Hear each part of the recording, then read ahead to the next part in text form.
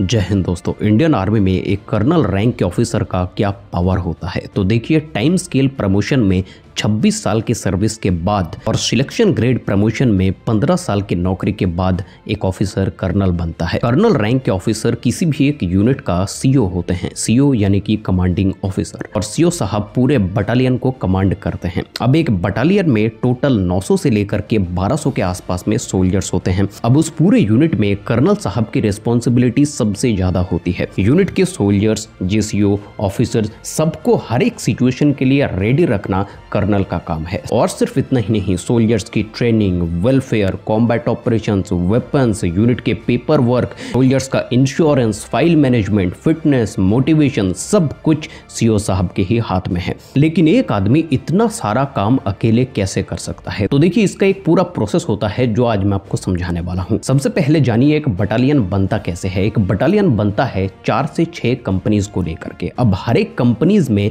120 के आसपास में सोल्जर्स रहते हैं और उन कंपनीज को कमांड करता है एक मेजर या फिर लेफ्टिनेंट कर्नल रैंक के ऑफिसर। इन्हें कहा जाता है कंपनी कमांडर। अब ये मेजर रैंक के ऑफिसर डायरेक्टली अपने कंपनी के अपडेट्स सीओ साहब को देते हैं, जैसे कि कंपनी की ट्रेनिंग और डिसिप्लिन सही चल रही है या फिर नहीं, क्या कंपनी कमांड के एक ऑर्डर पर पूरे कंपनी अपने बैटल गियर के साथ में किसी भी सिचुएशन के लिए तैयार है भी या फिर नहीं, क्या कंपनी के सभी सोल्जर्स ऑर्डर को फॉलो कर रहे हैं या फिर नहीं, क्या सोल्जर्स वेल मोटिवेटेड है भी या फिर नहीं, कहीं उनका मोरल तो डाउन नहीं हो रहा। ये सभी चीजों की रिपोर्ट कर्नल साहब इंश्योर करते हैं। यूनिट में कौन कौन छुट्टी पर है, किस किस को छुट्टी चाहिए, यहां तक कि यूनिट के सभी एडमिनिस्ट्रेटिव काम कर्नल साहब ही इंश्योर करते हैं। यूनिट के डिसिप्लिन को मेंटेन करवाने का काम भी सीओ साहब का ही है। और अगर यूनिट के कोई भी पर्सनल यूनिट के डिसिप्लिन और ऑर्डर्स का उल्लंघन करता है तो कर्नल साहब के पास में ये पावर है कि वो आर्मी के रूल्स को तोड़ने वालों के ऊपर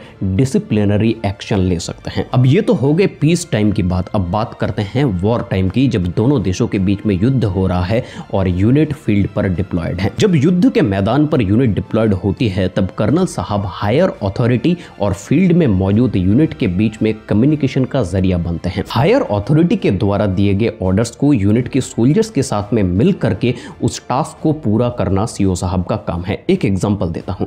कारगिल के युद्ध के वक्त पर 1/11 गोरखा राइफल के सीओ थे कर्नल ललित राय साहब। हायर अथॉरिटी के पास से उनको ऑर्डर मिला था कि बटालिक सेक्टर को उन्हें कैप्चर करना है। बस अब फील्ड पर कैसे दुश्मन को ठोक करके बटालिक सेक्टर को कैप्चर करना है, क्या प्लानिंग होगा, सोल्जर्स की पोजीशनिंग कहां पर होंगी, सोल्जर्स कब अटैक करेंगे, कैसे करेंगे, ये सब कुछ कर्नल ललित राय साहब के ऊपर ही डिपेंड कर रहा था। युद्ध के मैदान पर अपने सोल्जर्स को मोटिवेट करके सोल्जर्स को आगे ले जा करके बटालिक सेक्टर को कैप्चर करना, यह था कर्नल ललित राय को दिया गया टास्क और उन्हें पूरा करने का पूरी जिम्मेदारी उन्हीं के ऊपर था। हाँ, सोल्जर्स, जेसीओ साहब और दूसरे ऑफिसर्स उन्हें मदद जरूर कर सकते हैं, लेकिन फाइनल डिसीजन सीओ साहब का ही होगा। और इसी चीज के लिए इंडियन आर्मी में कर्नल रैंक को सबसे महत्वपूर्ण रैंक्स में से एक माना जाता है। आशा करता हूं आप सबको समझ में आ गया होगा कर्नल रैंक की इंपॉर्टेंस, उनके रोल्स एंड रिस्पॉन्सिबिलिटीज और पावर क्या होती है इंडियन आर्मी में। और कोई दूसरे रैंक्स के बारे में भी अगर आप जानना चाहते हो वो भी कमेंट बॉक्स में लिखो,